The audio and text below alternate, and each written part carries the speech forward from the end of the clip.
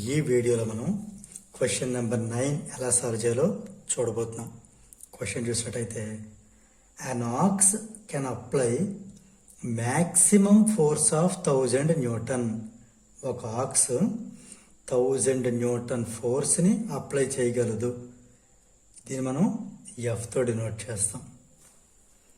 It is taking part in a cart race and is able to pull the cart at a constant speed of 30 meter per second.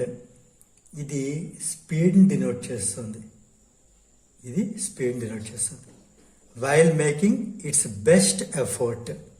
అంటే ఇంత force apply చేసి 1000 Newton force apply చేసి ఒక aux ఒక cart రేస్లో ఒక కార్ట్ని ఇంత స్పీడ్తో ఇంత కాన్స్టెంట్ స్పీడ్తో పుల్ చేస్తుంది, లాగుతుంది.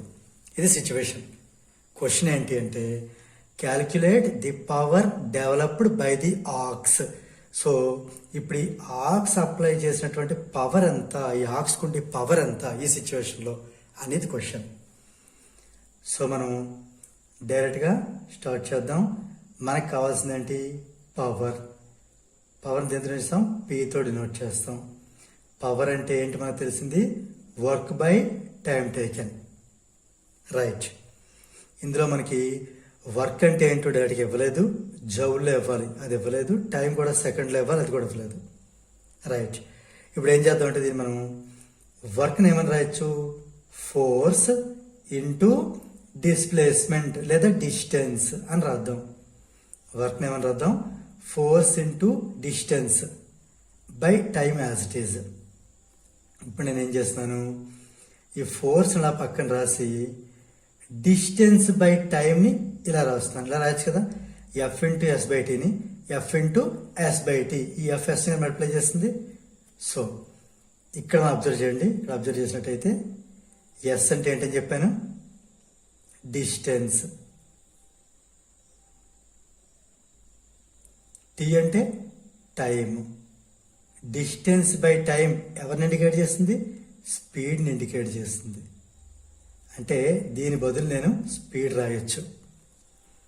అంటే F for force into distance by time is speed.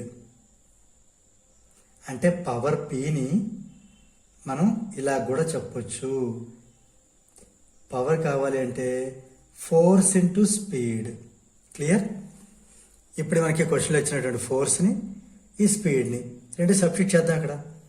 So power P is equal to force అంటే 1000 newton into speed 30 metre per second.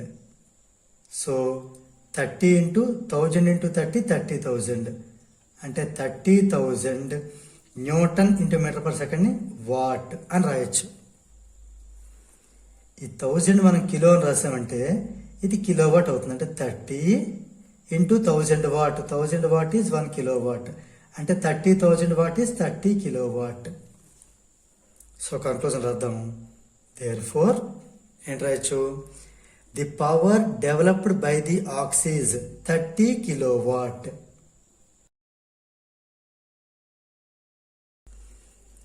So దీంతో మనకి ఈ 9th ప్రాబ్లం అనేది కంప్లీట్ అయింది.